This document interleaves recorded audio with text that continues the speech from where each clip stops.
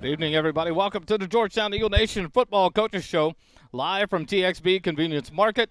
TXB is an upscale restaurant-style convenience market. Our brand is rooted in and was built upon three Texan values: hospitality, integrity, and authenticity. We are famous for our fresh tenders and tacos. TXB is open 24/7. We serve breakfast, lunch, and dinner.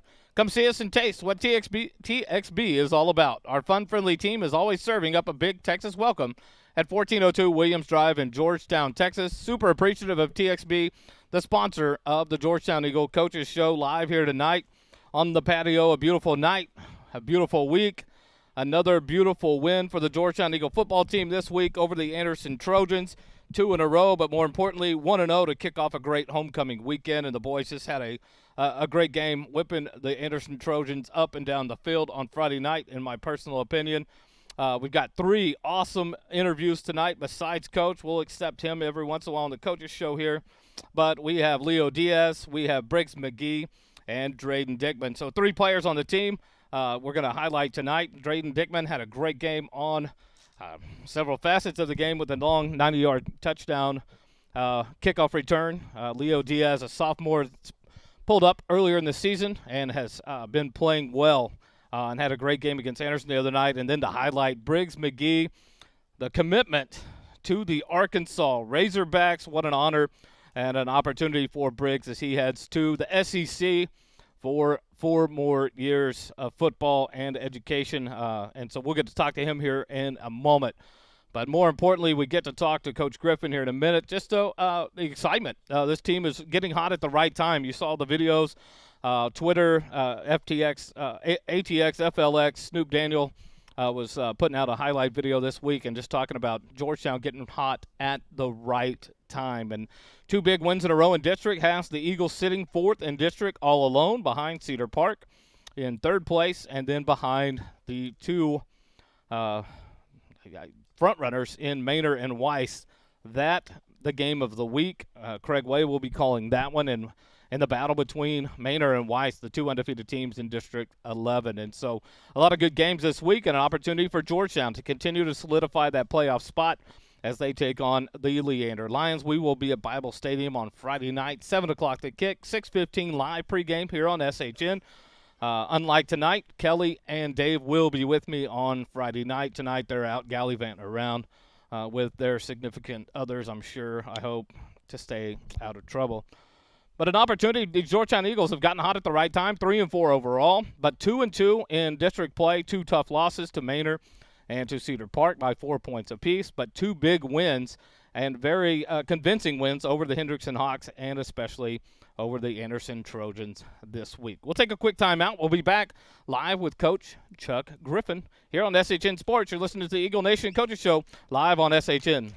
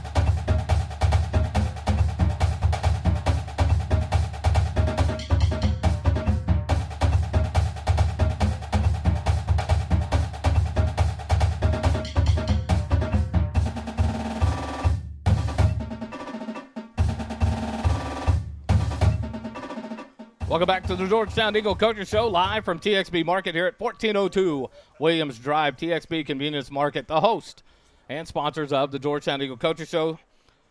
Justin Smith, the band director, special shout out to the Eagle Band and to Justin Smith for sending us the sound clips so we can include them into our broadcast. The fight song and what they call Wonga Boom, the drum line. Love bringing it in and out of the broadcast with our own students. Just to support them and their efforts. I know they've been going through competition the last couple of weeks. I think here on Tuesday they did. Last night we actually took our varsity football team over to watch them last night in their regional competition, and they got a superior rating. They knocked it out of the park. It's great. I tell you what, the effort they put in. We stayed late Friday after the game. You guys came back out of the locker room. It was so fun to watch. The Anderson band stayed in the bleachers across the way. We filmed it. We played it live on SHN, so parents, grandparents could watch in. But the amount of time those kids put in, the effort they put in, it's second to none. Just like your athletes do, and the effort you guys put in on the field. Those guys are out starting in middle of the summer, marching and practicing, and it is just amazing. And congrats to them. Great performance last night, and how awesome for you guys to go out and to be a support to those students as well. So, Coach, I tell you what, love sitting in this seat after a big win. But, man, that was a big win. It was. The boys put it on against Anderson. Yeah, they did. We had a really good game, I thought. Continue just to improve and get better, and I think we're doing that at the right time. So, that's the goal, is to go 1-0 every week, and that's kind of been our mantra the last few weeks, and to be 1-0 in everything we do. And so we've been concentrating that this week and trying to get a little better and get ready for the Leander Lions. We talked about it in pregame after you and I sat here last Wednesday night. Homecoming week, there's a lot going on. A lot of distractions could have been there for the players. And the one thing you said was our job is to go win a football game and let the rest of the weekend just develop on a win. Yeah. And the boys came out and did it. I mean, it was a good game starting out. Anderson putting up a fight, and that running back Page is a good athlete. Yeah. But the Eagles didn't let that stay around long. Right. No, our guys did an exceptional job last week. We had Monday off from school. We had a PSAT testing, so it interrupted practice on Wednesday, and we had a homecoming. So it was a challenging week from organizational standpoint and making sure our kids were ready to play. But they responded really well to what we asked them to do and the changes that were coming up and getting ready and prepared for that game. So really proud of them and where they're at right now and how they're performing. Some of your players of the week, I was looking over them that got tweeted out yesterday. Drake Digman on offense, some of the catches he made, and then the 90-yard kickoff return to open up that second half. Right. That was almost it seemed like the one play, if you had to pick one, that just kind of okay, we're done.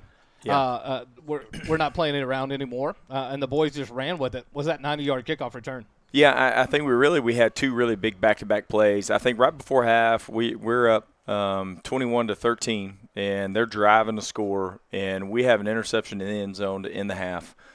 So instead of going in at 21-19 or 21-21 or 21-20, we go in at 21-13, and then to come out and have the kickoff return for a touchdown and just go up by 2 scores was really big. Those 2 plays back-to-back were huge. Hey, you talk about that momentum. You guys kicked the ball away to start the game, got the ball to start the second half. And you always look for that opportunity to try to the change of momentum right before half, knowing you're going to come out. You can't change it any better than the 90-yard kickoff touchdown return. But the interception in the end zone, I believe it was Marquise. It was Marquise intercepted that playing corner in the background, and he just did a really good job. We talk about one of the things we talk about is winning the middle 8. If you can win the last 4 minutes of the first half and the first 4 minutes of the second half, you really put yourself in a good footing to win the game. So we were able to do that and get a couple scores there, stop a score and get a score, which was really big. Once it got to the point where Anderson realized they had to start passing, the defensive line, the linebackers, put a lot of pressure on Dale, forcing him out of the pocket, forcing him to run. That throw at the end of the half was on the run, being chased down from behind. Right. And so it was a great effort. It was fun to watch. I tell you what, that was one of the best games all year to watch and to call. Just so you saw the effort, offensive, defensive, special teams. Right. The kids never quit, and they just kept going through. You talk about this 4 quarters, and UT's fighting that right now, finishing a game. That was so fun to watch Friday night. These kids, Friday, it wasn't, hey, we can slow down now, we're winning, homecoming goes. Right. It was, hey, we're going to punch them in the mouth until we get to the final horn. And so that interpreted practice this week, back to normal, no days off, no testing and everything. Yeah, it was nice to go back to normal. The only strange thing we had this week is our JV Blue team is playing right now. They're over in Belton playing right now. That was the only kind of alternate thing this week.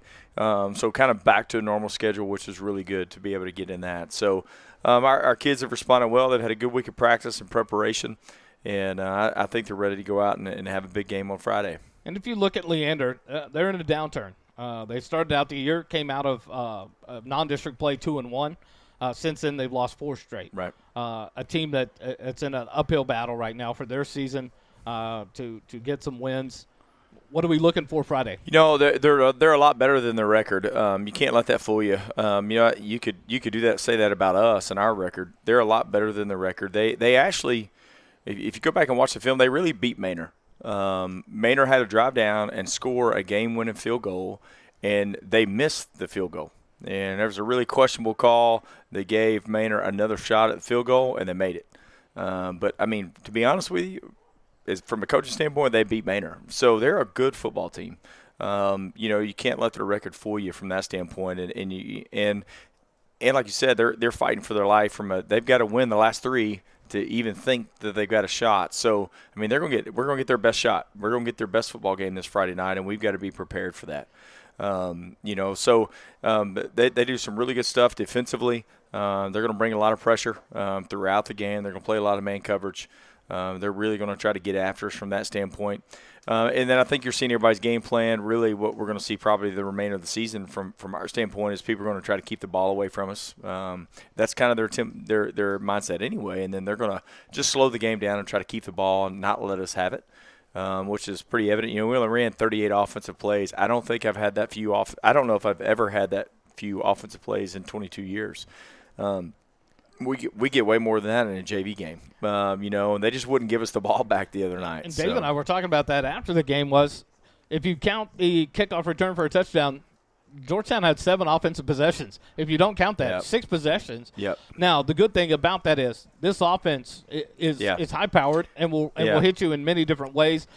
You've got a senior quarterback, Darson, having a great year, and he doesn't hesitate to throw the ball deep. But then you've got the stable of running backs that every coach would dream of having with Ross and with Petter and with the Moose going loose. I tell you what, it's just fun to watch him starting to get healthy and run it again.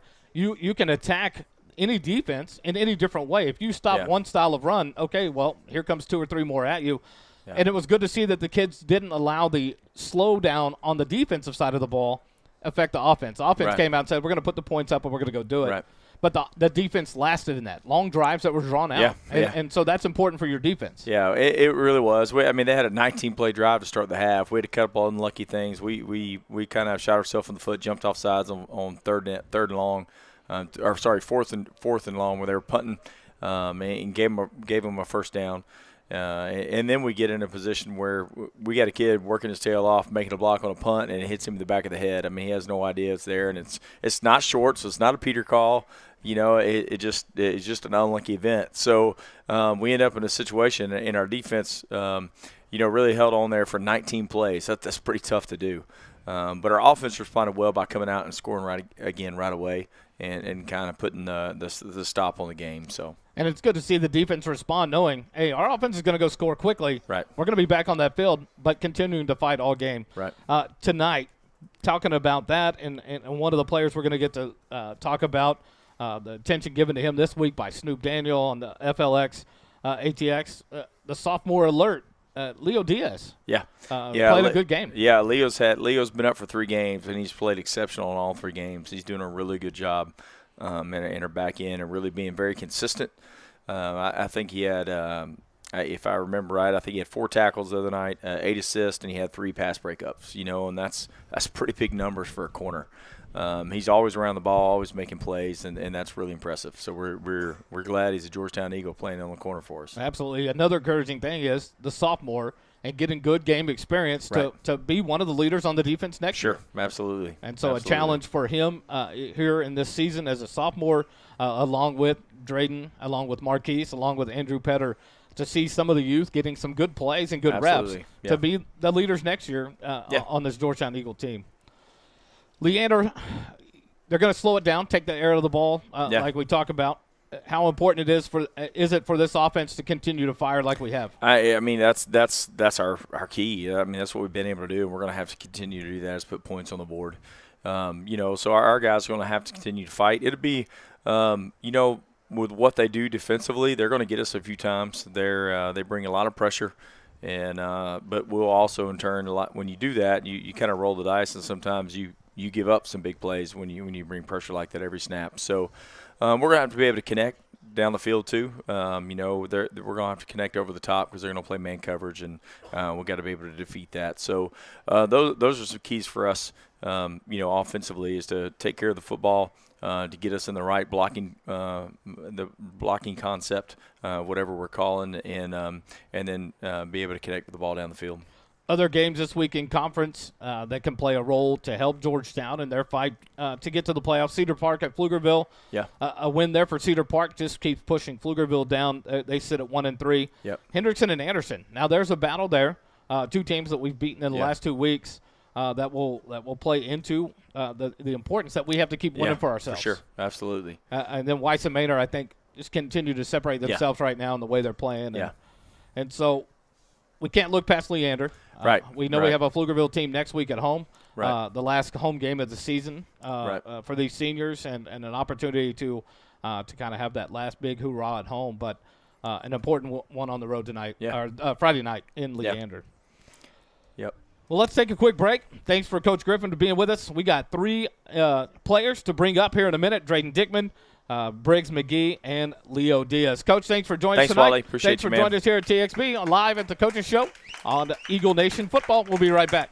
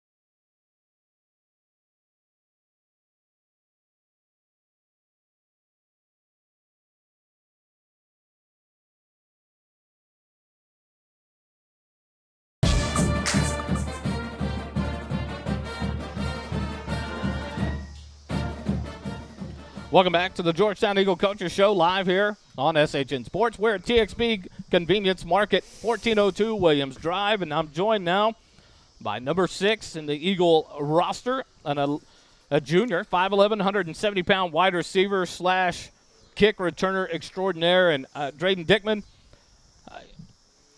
Not much. You hear it. There we go. You know what? You talk about, and Coach was just talking about the first 4 minutes, the last 4 minutes of the first half, the first 4 minutes of the second half. You came in on that opening kickoff of the second half, 90 yards, and walk us through that. As soon as you caught the ball and you hit that first hole, we were talking about it on air and calling that out.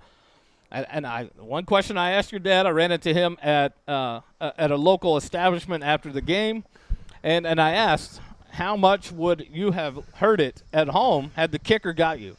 And you made one move, and the speed got past him. He was unable to make the tackle. How big was that? How much fun was that? 90 yards to open up that second half. Yeah, it was really fun, but really it was just the blocks. Like, the blocks were perfect. Everyone was on a guy, and it just opened up a perfect hole.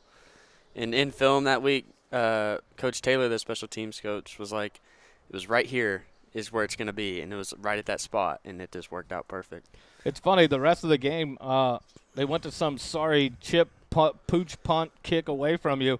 We kept calling for a Drayden Dickman highlight reel number 2, but They wouldn't give you a chance to return that. And not surprising. You in high school football, you see a lot of kicks away from the kids. I was surprised, to be honest, that they kicked it to you to open the second half. But it was beautiful to watch. How much during the week would you have paid the price from your teammates had the kicker taken you down? Oh, it would have hurt. It would have hurt real bad. We talked about that. You see the video. It was all over Twitter this week, and people highlighting that and the fact that it was just once you hit that hole, we kept talking. He's gone. He's not going to – it's like, wait, there's one man. And then the kicker really didn't have much of a chance. You made that one move, and he was pretty much toast there. Then you get you're a wide receiver. You had a great game, a lot of big catches, but then a rushing touchdown. How often does that happen for a wide receiver like yourself? At my position, it can happen at any time during the game or during the week. It's just what happens in the game plan, really what's put in. That end around, you come around, got the handoff there, and they weren't going to catch you again. The speed made a big difference there. So the opportunities here as a junior to be what's going to be looked at to be a leader next year on this Georgetown Eagle team. You'll come in as one of the seniors with a lot of playing time. How important is it this year to be leading this team? And as you and Marquise doing an excellent job on the outside, giving Darson plenty of weapons to go to. Daring is doing a great job when he's called upon. How important is that to all this experience you're getting this year to be one of the leaders on this Georgetown Eagle team next year? Yeah, it's really important. Like this year, I'm trying to be as big as a leader I can, even if I'm not on the leadership council, to kind of put it into next year. And over the off season, it's really important going into next year too. In the off season, it's going to be a new. I don't want to say a new scheme, but a new a team of players. Darson Herman will graduate. You guys will go and do the 7-on-7 drills through the summer and be working. Tucker Griffin steps in, the junior backup to Darson, who's got plenty of experience at quarterback. How important will the offseason be for you guys to establish and be ready for your senior year? It'll be really important. It's just getting to know everybody, getting that good chemistry with everybody, and just getting in check. I mean, I played with Tucker and stuff since freshman year and a little bit of 8th grade, and we're pretty good. Me and Marquise both. Awesome. And now the last 2 games, 2 big victories. You guys have put up 2 big wins against Hendrickson on the road, at home against Anderson, and now we go to Leander, a team that's fighting for any kind of chance to save their season, but yet Georgetown is sitting in that role to control their own opportunities to go to the playoffs. How big is Friday night? The fun has been had the last couple of weeks. Yeah. How big is it Friday night on the road at Leander? It's just like every other game the rest of the season. We have to win it just to get that good spot in district because, every game since our last loss, every game from then on out has been very important and must win. Has it felt good over the last couple of weeks to be on that winning streak? Yes, sir, it has. It's been awesome to watch, and you guys have been playing great. Before we go move on to our next interview, we got Briggs McGee coming up, the future Arkansas Razorback. Any shout-outs? Shout out my family. Shout out Georgetown football. All righty. Thanks to Drayden Dickman for joining us here on the Coaches Show. We'll be right back.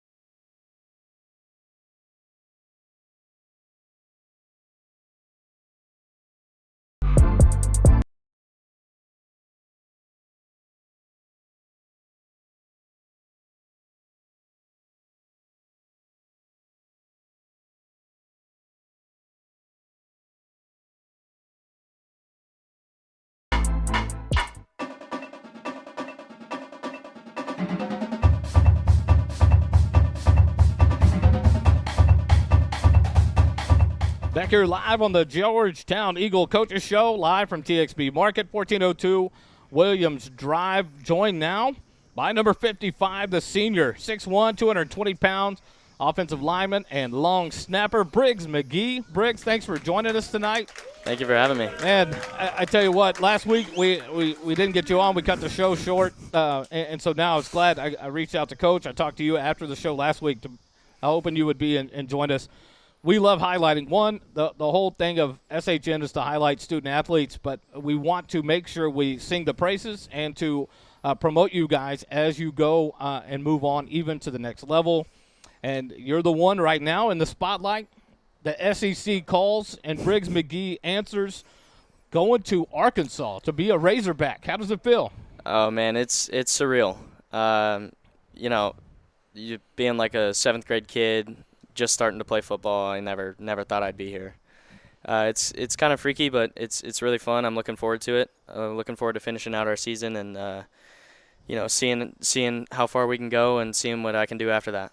And now thinking about it, are you in a situation where you'll try to graduate early and report early? Or are you going to finish the whole year, your senior year, and then go up there in the summer? Or I'm supposed to report early June, so I'm going to be, you know, focusing all on our season this year because I don't have any early duties or anything like that. I'm just excited to finish through December and hopefully finish through January. a lot of changes at Arkansas.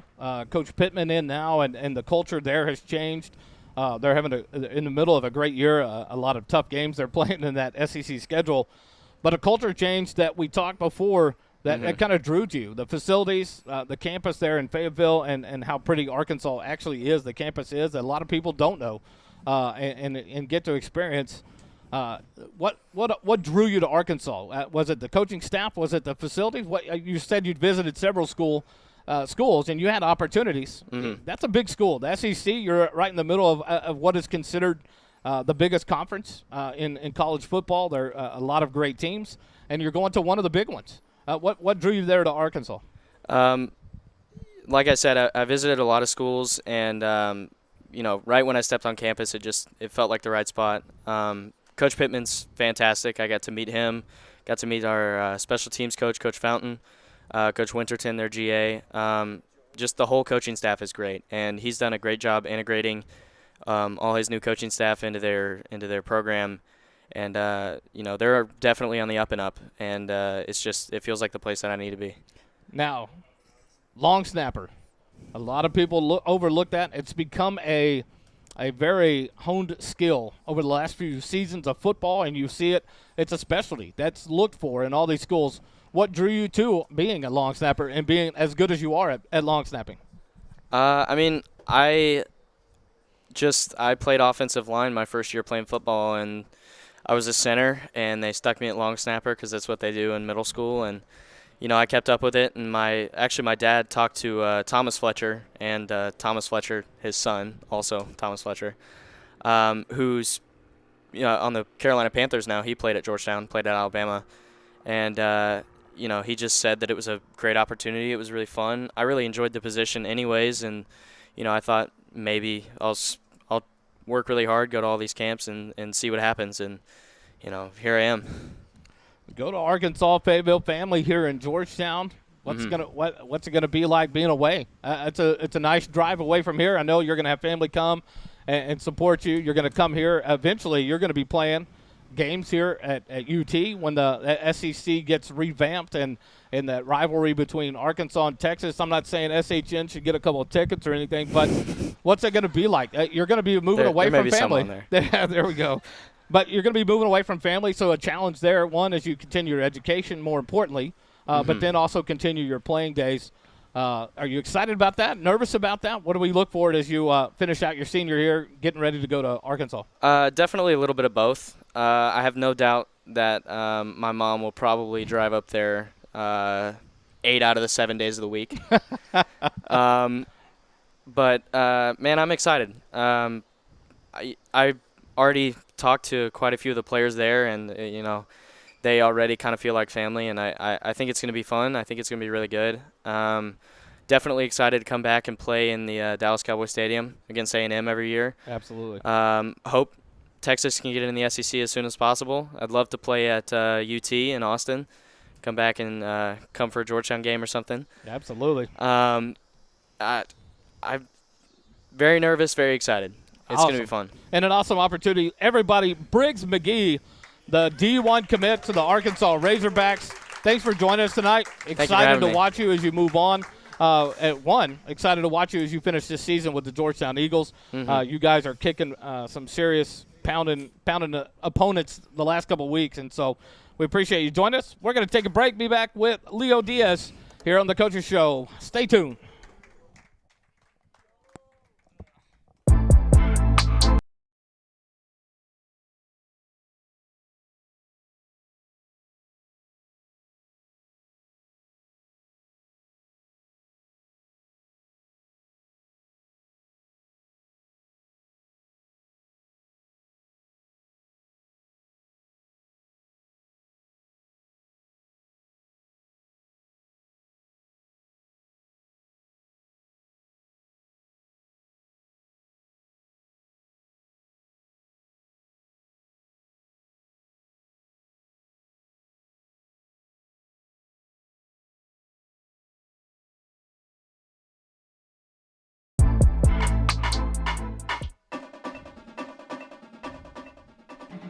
TXB Convenience Market, an upscale restaurant-style convenience market. Our brand is rooted in and was built upon 3 Texan values: hospitality, integrity, and authenticity. We are famous for our fresh tenders and tacos. TXB is open 24/7 and serve breakfast, lunch, and dinner. Come see us and taste what TXB is all about. Our fun, friendly team is always serving up a big Texas welcome at 1402 Williams Drive in Georgetown, Texas. The host and sponsor of the Georgetown Eagle Coaches Show. We're live back here at TXB Market and joined now by the super sophomore defensive back Leo Diaz, who has you earned all the accolades and all the attention you've drawn this week. Leo, Snoop Daniel posted at the Super Soft Watch. It's been fun to watch you step up here. You get called up to the varsity. We talked about it earlier. Hey, you're going to suit up in the second quarter. Hey, start stretching. You're going in. To this week, several plays, broken up passes, some assists, some tackles. How does it feel? You're a sophomore on varsity, and now the recognition is coming, and you're playing some good football. Yes, sir. It definitely feels good, starting off on JV the start of the season and then getting moved up for the Cedar Park game. It definitely was a different change of pace. Guys are a lot faster and a lot bigger, but I feel like I stepped up to the plate and played really good. This last week against Anderson, we were talking earlier before everyone got here. Our spotter runs our computers for me and my wife, but yet mans the binoculars. And it was funny, as we can hear her talking to us during the broadcast, 42 kept popping into our headphones. Hey, the break up there, 42. The tackle, 42. Hey, number 5 made the tackle. Number 3 made 42. 40. We kept hearing this 42, and finally we didn't even have to look anymore. The Leo Diaz just popped there. And the effort coming through as a sophomore, being challenged by your coaching staff to come up to varsity midway through the season, and now 2 wins under y'all's belt in a row, making a push for playoffs. The challenge I see for you now is becoming one of these leaders as a junior next year, as you finish out this sophomore season. How do you accept that challenge as a young player coming up and moving up from JV, and now going to be challenged to be a leader on this team next year? I definitely think I'll be ready for it. This offseason is going to be a big part of it, We're going to have Drado, Dominguez, and Petter to kind of help with that, and I feel like we're going to be really good. And you got experience at a lot of positions that will finally get to be kind of the ones called upon to make a difference. But as a junior, just like you and Andrew, both in sophomores this year, playing important roles now, especially through this 2-game winning streak and making a turn here in the district games. How fun is it? It's a different game from JV to varsity. How much fun is it on a Friday night now to be a part of that and to be part of this team, and you see your teammates sitting here and being here with them and enjoying the practices? How much difference is it in this year that you've been faced with from JV in the first couple of weeks to now being a varsity and being a starter? It's definitely a lot, I'm grateful to have these guys as my teammates, and it's just really a better experience, We have a lot of fun, and it's just great. Leo Diaz, the sophomore defensive back, pulled up early in the season, about week 3, and now making a difference on the defensive side of the ball. The defense Leo played a great game against Anderson the other night. Several drives. Coach and I were just talking about extended drives. You guys get off the field, the offense scores in a couple of minutes, and you're right back on the field. How important is it for you guys to be ready? These long drives, these teams trying to take the ball and run the clock out to not let the offense get it. What's the challenge there on the defensive side to stay fresh, to stay ready, knowing you're going to be on the field for a lot of plays? It's definitely a lot, but we go through it a lot in practice, being on those long drives, knowing teams are going to want to keep the ball away from our offense and just trying to go 1-0 in every play. Leo Diaz, thanks for joining us. Number 42 on the on the defense, I apologize, of the Georgetown Eagles, called up and now a starter. Thanks for joining us, Leo. We'll take a quick break. Be back, joined by Reg McConnell of the Georgetown Eagle Football Booster Club. You're listening to the Eagle Coaches Show live here on SHN.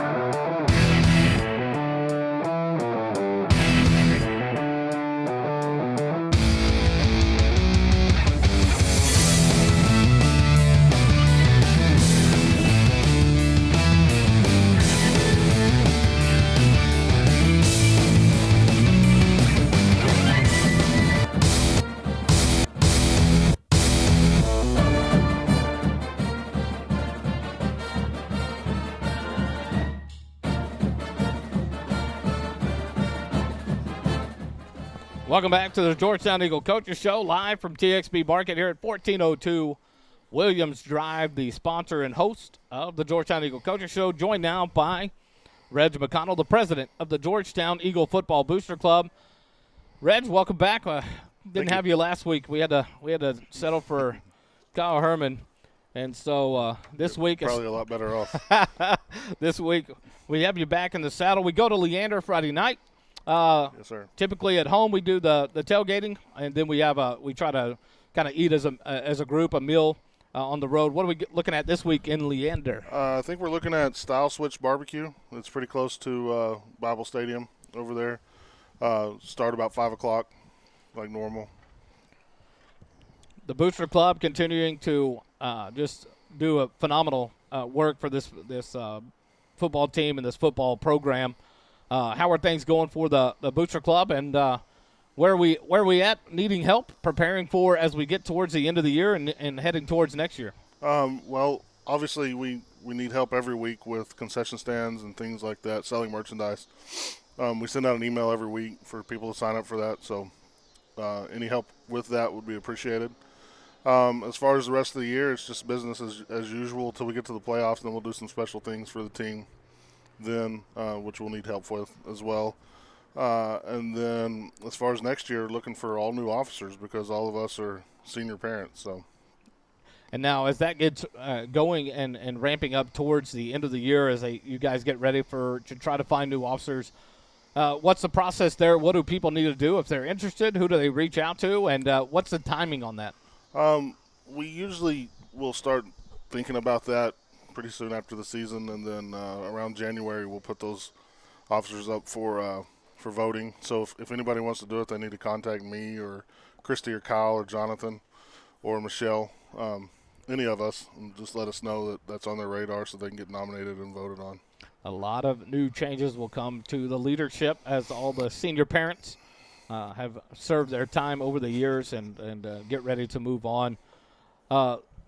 One thing I've noticed is, and I've said it before throughout the year, and I'll keep saying it in my inaugural year of being able to call Georgetown football, the parental involvement, the Booster Club involvement to make this one of the best programs out there is just second to none. It is so fun to watch. The effort from Kyle and the team on the field to always prep the inflatables and have them ready for the players to showcase them coming in and out. The work done at the merchandise and the availability of the merchandise is second to none. It's cost me several hours of overtime to pay for and collecting my gear, but it's awesome to see what you guys do and the effort you guys put in. And so it's important to reach out to the new parents and the parents up and coming, freshmen, sophomores, and juniors to take over and lead this. Yes, sir. Things look to stay the same. The tailgates, an important, vital part of this. Yes, sir. And so the involvement needs to be, I guess the call for involvement is really big to continue to make these players highlighted and showcased each and every week. Yeah, absolutely. Next week will be our last home game. Yes, sir. We'll have Pflugerville back home at Georgetown. Will that be a big week for us as we finish up the year at home? We're hoping that we'll get a little cooler weather. We have a chili cook-off plan for that tailgate. Ooh. We're going to have 10 teams or 10 individuals or teams or however you want to sign up, compete, and let everybody vote on their favorite chili. And we'd love to remind everybody, that's not just the Booster Club. Everyone's Exactly. welcome to come out and take part in that, especially on the chili cook-off. You can't go wrong. And so that's going to be fun to be a part of. And we'll make sure we highlight that next week at the Coaches Show here as we get ready for it. Monday night, the meetings continue? Yes, sir. Every Monday at 6 o'clock. And now after Throughout the the season, does that continue to go? Or No, we won't meet every week. We'll call a couple of special meetings to talk about new officers, and then we'll have to have a couple of meetings for the banquet and things like that. But it won't be weekly at that point. All right. And so we'll But as continue. long as we're in the playoffs, it'll be weekly through. weekly. Yes, sir. Cool. And we'll make sure we highlight that and get information out on SHN as well to make sure we get as much involvement as possible to continue the battle to support these kids and the effort that they put forth each and every week. Tonight, because my cohorts didn't show up and they're out in their own things, we're not going to do trivia tonight. We'll get it back next week because we had I was just excited to see and be a part of three big interviews tonight. Drayden Dickman, Briggs McGee, and Leo Diaz. And just to highlight these student athletes, it's just fun to do each and every week. Next week we'll have some more athletes on and join us after the Leander game. But make sure we get it back. Friday night, Style Switch Barbecue over sir. by Bible Stadium in Leander. Yes, sir. About 5 o'clock. Everyone come join us, have a meal before the game, and then we'll move over to the stadium and try to paint that sucker Eagle blue to get another win and continue the winning streak for these Eagle athletes. And so we'll take a quick break, be back to wrap it up here on the Coaches Show live from TXB Market on SHN.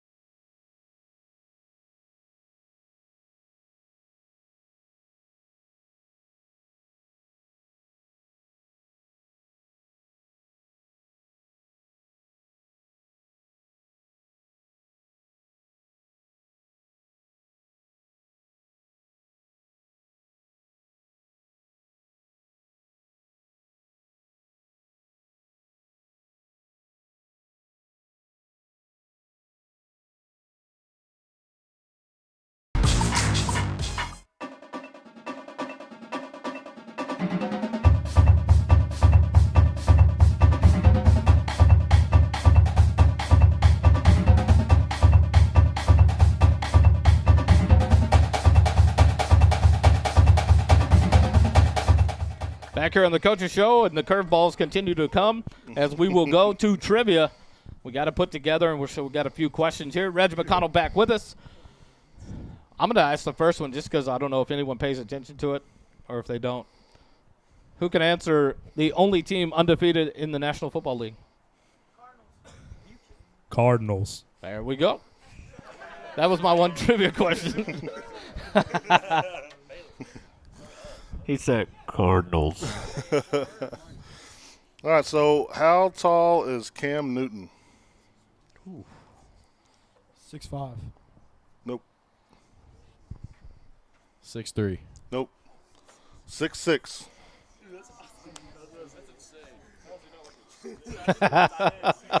What two brothers coached against each other in the 2013 Super Bowl? Harbaugh brothers. That's correct.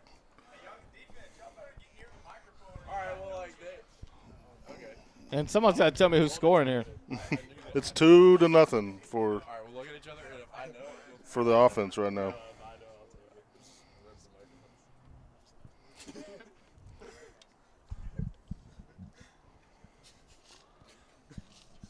Which Super Bowl team has the longest drought for playoff wins?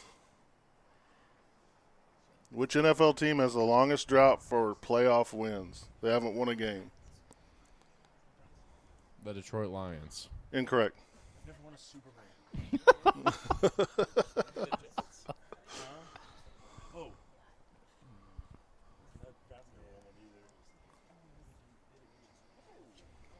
The New York Giants. Incorrect. It's the Cincinnati Bengals. They've gone 30 years without a playoff win. Oh, wait. I thought it was like they won the Super Bowl. No, they won the Super Bowl. They haven't won. Yeah. All right, you better – offense better get this one right. Defense should too. What is the name of a backwards pass in football? Lateral. Lateral is correct. That's 3-0 for the offense. You want one more question? All right. Here's one. Who was the starting quarterback for the Buffalo Bills at the beginning of the 2011 season? This guy's still around. He's probably started for about 5 teams in the last 5 years. Ryan Fitzpatrick. Ryan Fitzpatrick. Fitzmagic. Offense takes this week 4-0.